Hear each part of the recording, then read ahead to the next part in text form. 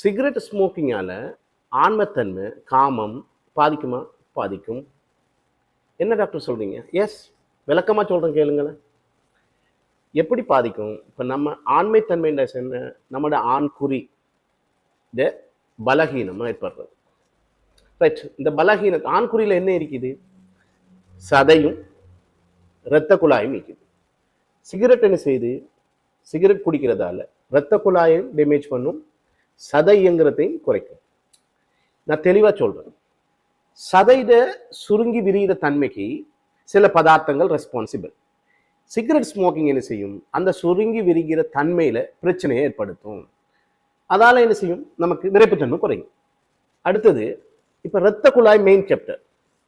இப்ப சிகரெட் குடிக்கிறதால இரத்த குழாயில இரத்த குழாய் விரிஞ்சாதான் ரத்தம் அதிகமா போகும். அப்பதான் எங்களுக்கு விரைப்புத்தன்மை இருக்கும். இரத்த குழாய் விரியறதுக்கு நைட்ரிக் ஆக்சைடு பொறுப்பு. அதை குறைக்கும், அதை பாதிக்கும்.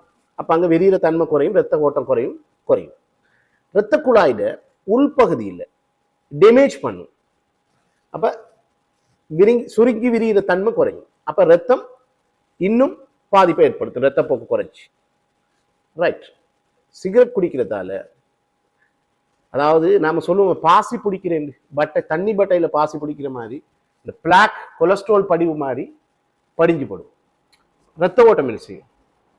இப்படி இப்படி போகும், நேரா போகாது. அதால பாதிப்பு ஏற்படும். இது எல்லாத்தாலையும் என்ன செய்யும்? விரைப்புத்தன்மை குறையும். தூக்கி போட்டுருவோமா சிகரெட்டை?